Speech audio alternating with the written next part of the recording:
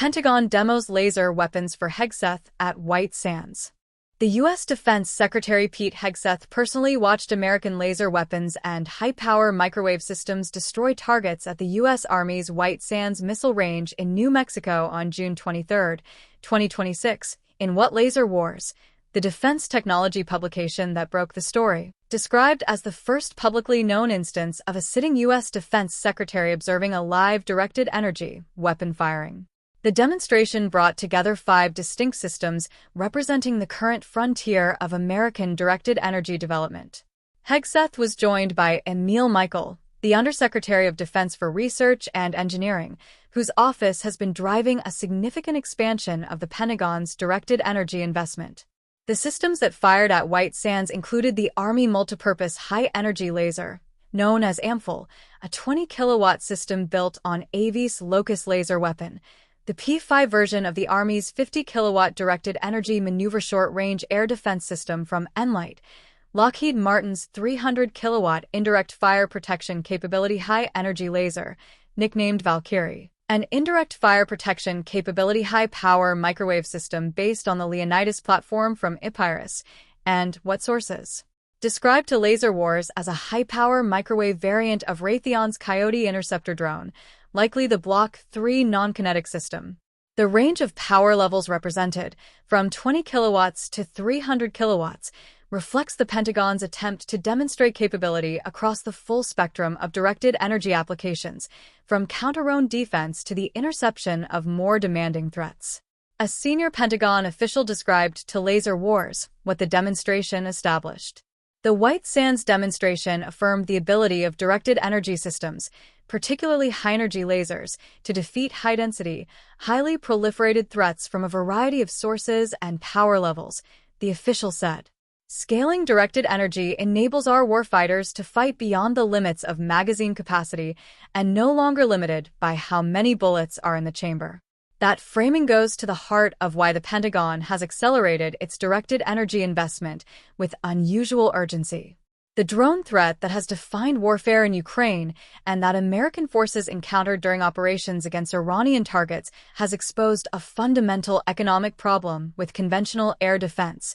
Interceptor missiles cost tens of thousands to hundreds of thousands of dollars each, while the drones they destroy often cost a few $100s. Fire enough cheap drones at an air defense battery, and you either exhaust its interceptors or force it to expend missiles worth far more than the targets they destroy. A laser weapon with a cost per shot measured in dollars of electricity and a magazine limited only by the power supply feeding it inverts that economic equation entirely. It is the most compelling argument directed energy advocates have ever had, and the drone proliferation that Ukraine demonstrated has made that argument impossible to ignore. Michael, who has been pushing the Pentagon's directed energy agenda with more visible urgency than his predecessors, addressed the institutional obstacles that have prevented American laser weapons from moving past the endless prototype cycle that has characterized the field for decades. We have dramatically increased investment in scaling directed energy technologies, signaling to our manufacturing partners that the War Department is focused on delivering rapid solutions to the warfighter, Michael said in a statement to Laser Wars. We are directly tackling manufacturability, reliability, and integration, areas that have challenged transition under previous administrations.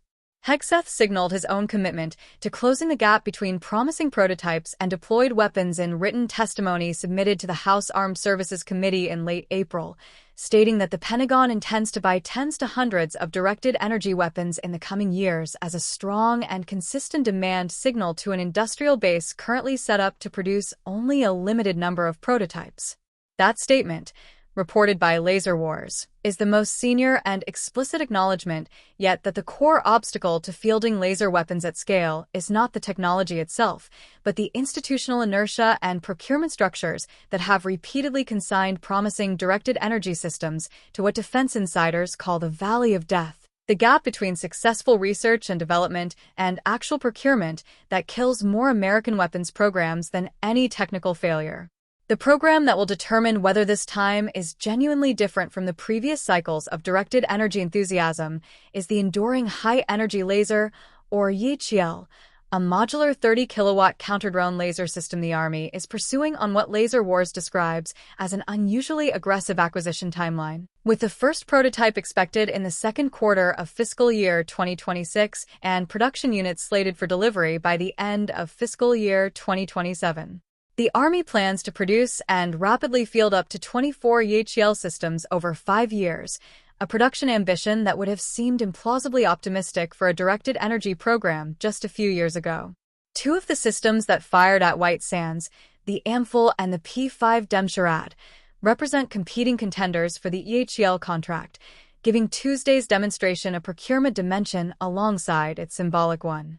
The Locust laser weapon, built by AV and the basis for the Amphil system, carries the strongest operational resume of any system in the American directed energy inventory.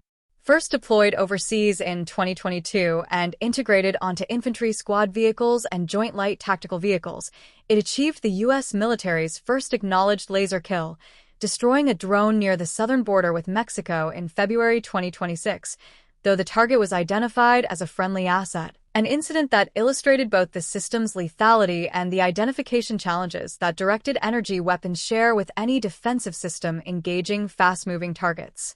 Locust also destroyed multiple drones from the flight deck of the aircraft carrier USS George H.W. Bush in October 2025, demonstrating shipboard operability, and Army Secretary Dan Driscoll fired the system himself at White Sands in May 2026, using an Xbox controller as the interface, a detail that captures something important about where directed energy user interface design has arrived.